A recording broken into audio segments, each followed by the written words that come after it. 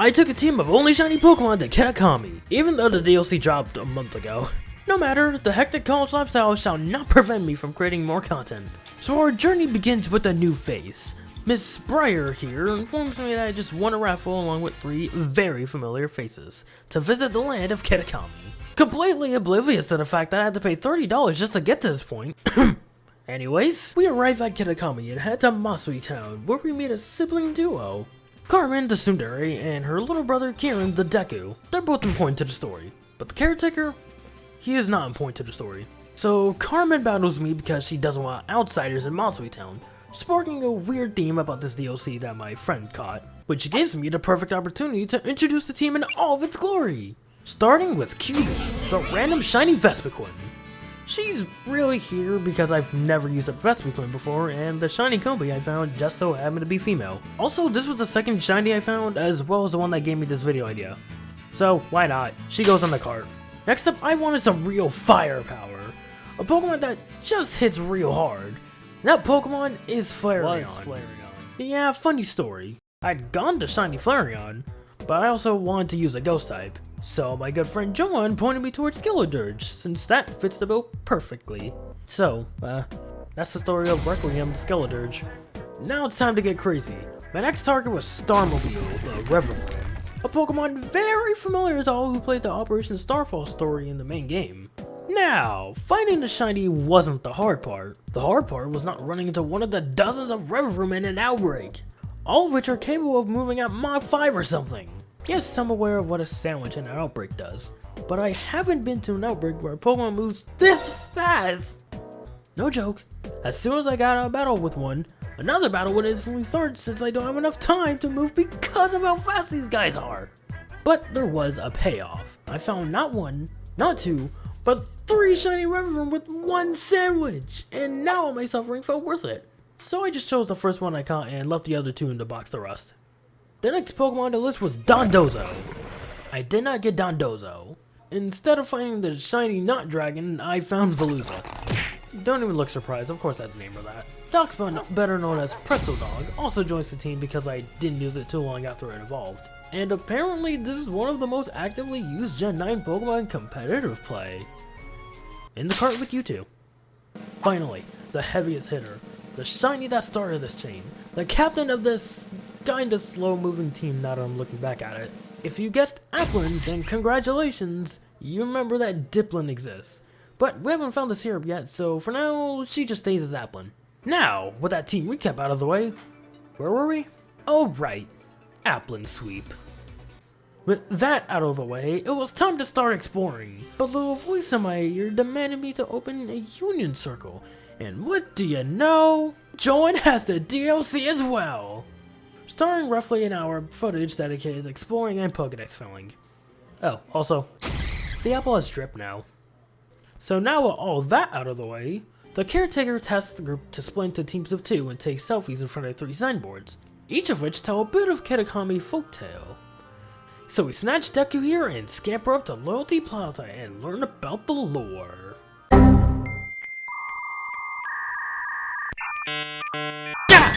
This is where things go downhill. After our second session, I lost roughly 3 hours of footage! All because the recording expert had failed and only got an hour's worth of footage that was more effective as a slideshow than a video! But if you've been paying attention, you could tell this video is built off of things not exactly going as planned. I almost gave up. Which is when another familiar face decided to lend a hand and record all that footage for me, since he conveniently purchased the DLC as Joan and I were playing. So special thank you to Josue for potentially saving this whole video. Anyways, with the first photo down, we head towards the back of Kitakami Hall to do the exact same thing as last time, and then head to Ogre's hideout because Kiki here is kind of a fan of the Ogre. And what do you know, he wants to fight him. So Kiki's swiftly dispatched by my team of shinies, as you can clearly see here.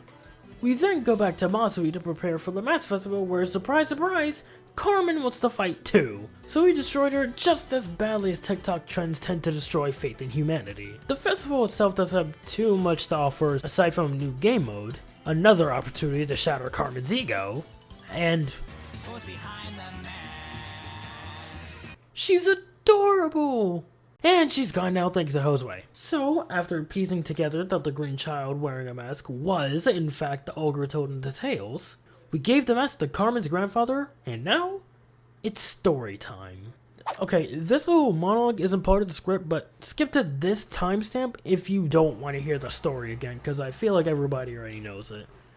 I'm just narrating for the sake of, well, scripture, I guess. A man and his ogre friend visited Josue, but were soon shunned by the people out of fear because of their appearances. Disheartened, the man and ogre fled to Oni Mountain, but not without having a lone villager showing his sympathy in the form of 4 different masks. Masks made with the purpose of hiding their true identities from the villagers. Overjoyed, they joined the village festival and became the talk of the village because of said masks, but little did they know, they would be the target of 3 Pokemon with selfish intent. So one night, the man would fall prey to an attack from these Pokemon, making off with the 3 masks, as well as the man's life. Obviously, this didn't sit right with the ogre, so he went up to the village to take back what was rightfully his. He not only took the masks, but the 3's lives as well. Justice served, and vengeance was taken. But to the villagers, this was a rampage from a monster, and had actually believed the 3 thieves were actually protecting the village. So with this belief, they memorialized the 3 fallen Pokemon, and dubbed them the Loyal 3, while the ogre returned to his cave wounded, but with greater anguish. Okay, screw the selfies. We gotta give this mask back to Ogremon and find the other 3 on the double. But that first part is gonna take a little bit. So... Hi Kiki, thanks for losing Kiki, and thanks for the picture Kiki. The next day, Carmen and I set out to the crystal pool to fetch the crystal cluster to complete the mask repair. But not before some strangely sassy remark from Kiki. Nah, I bet it's nothing. Let's go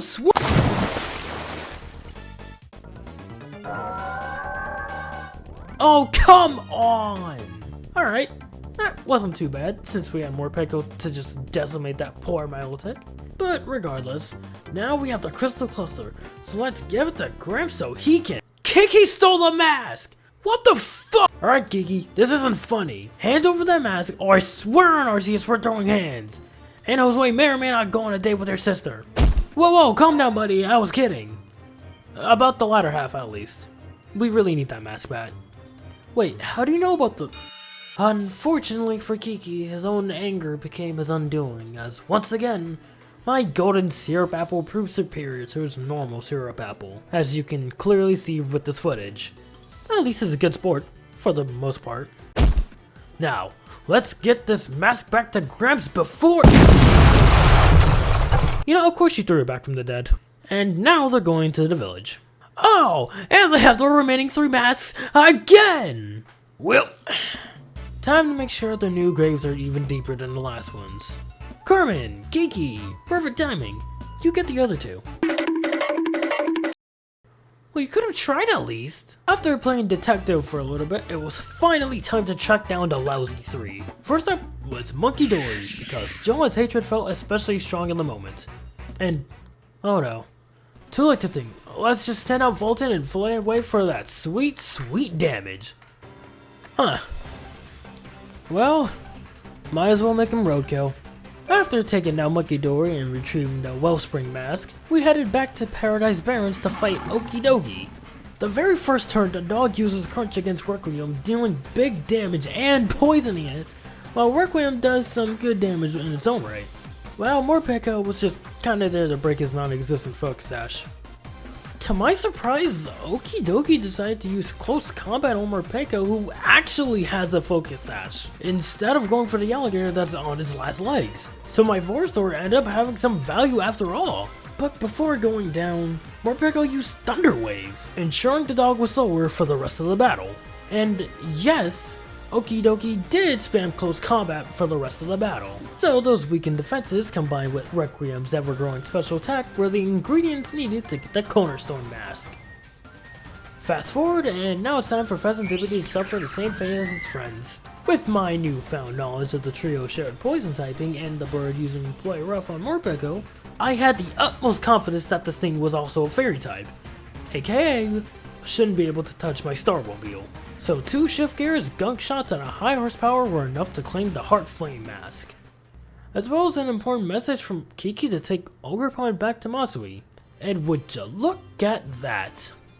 He told the villagers the truth behind the folktale. Wait, wasn't it supposed to be a family secret? Who cares? They legalized the ochre, so I'm happy.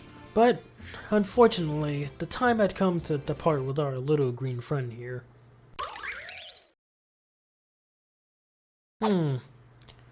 Sure. One more in the car for good measure. Well, that would be the case if Kiki's obsession hadn't led us to wagering who Ogerpon would join. Alright, Kiki. One last battle. Let's do this, buddy. This battle could not have opened up any worse for me despite my perfect type counter to the shift tree. First, his fake out, which I should have seen coming. And then QB flinched from our Dark Pulse. And then got critted by another Dark Pulse. I sent out Starmobile to quickly rid shift tree from my sight when in true sibling fashion, it had a focus sash. But luckily that was it for the tree. But next up was by far the hardest Pokemon to take out, his Gliscor. At this point, I wasn't aware of Gliscor being level 76, so that on top of me not teaching any of my Pokemon an ice move put me in a disastrous position. So I sent out Volton for some fillet away, unaware that Gliscor would be faster, striking with an X-Scissor and proccing her Citrus Berry. But I just let her go down for some syrup shenanigans. Shenanigans that would end up paying dividends by making Gliscor slower each turn as Dripplin absolutely walls with its Eviolite and Recover combo. Poliwrath was only scary because it had a quad effective Ice Punch for Dripplin, so out comes Pretzodog with her impeccable defenses to play a little too rough with the frog. Probopass, however, was a coin flip. With both it and Requiem being slow as heck, on top of its 3-level advantage, I thought it wouldn't end well for the Croc. But to my surprise, Requiem was faster and almost one-shotted with an Earth Power, but activated Probopass's Pataya Berry, boosting its special attack! Okay, I don't even know any of the competitor berries by name, and you expect me to be ready for a boss battle that uses one? But thankfully it didn't matter either way.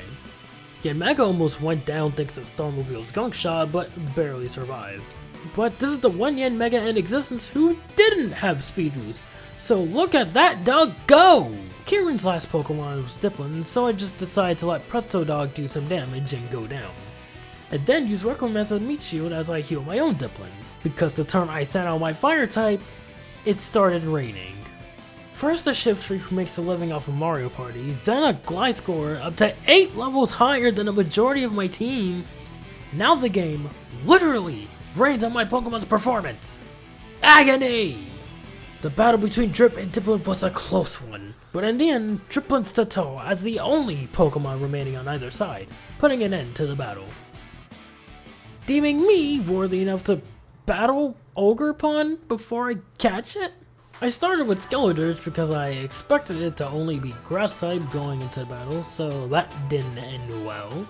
I almost took it down with Volton, but it held on by a thread, taking it and Starmobile down in the next 2 turns. Because I didn't expect this guy to be so fast. Well, that explains the defenses though. So Pretzodog took it down, and started the second phase! That's right. Ogerpon not only has a terrestrial boosted signature move with a high crit ratio, but you have to beat it 4 times. And with a team like mine that wasn't built to be very fast, things look kinda rough. Luckily, Dripplin was the perfect counter for its water type, had little trouble taking it down. Partially thanks to Ogerpon using grassy terrain, but details. It almost took down a rock type form as well, but Syrup Bomb hadn't slowed Ogerpon down enough, taking Dripplin down. Which is when I sacrificed QB in favor of Max Reviving Dripplin so he can end this battle. As the rock type mask was almost down and Dripplin can definitely defend against the grass move. But instead of using Ivy Cudgel, it started using Slam, a move with abysmal accuracy, and thanks to the grassy terrain and Recover, Dripplin stayed very healthy. Then came the time to, of course, catch Ogerpon, and officially add it to the cart. Before the school trip met its official end, Carmen wanted to battle me with Ogerpon's assistance, so I granted her wish and proceeded to sweep half her team until the damn rodent came out with his Focus Sash, boosting its speed with Aura Wheel, because Spiky Shield didn't activate 2 turns in a row. That on top of Starmobile missing a high horsepower somehow made this thing quite annoying. But Dribbling came out and took care of business, showing just why she is the captain of the team. Then her sister happened to have an Akaberry helping it survive a torch song, so I just swapped out the Pretzel Dog to end the battle with the Crunch. With the seemingly intentional underwhelming final boss out of the way, Briar called all the students together to announce that she, as well as siblings, will depart from Kitakami early and head back to Blueberry Academy. But, with the permission of the village caretaker, we are allowed to freely explore Kitakami to our heart's content. To quickly summarize the post-game of the DLC, we got the Lousy 3 and registered 150 Pokemon to the Dex, so we can start Parent's side quest, where we ultimately ended up fighting and catching a strange Ursaluna called the Blood Moon Beast, so Parent can snap a photo. While the photos did end up blurry and out of focus, they also reignited her passion for photography, thus ending the Teal Mask DLC. If you made it to the end of the video, first off, thank you. Second, now would be the optimal time to ask you to subscribe for more scripted content in the near future. Until then, have a good one, Kid Club.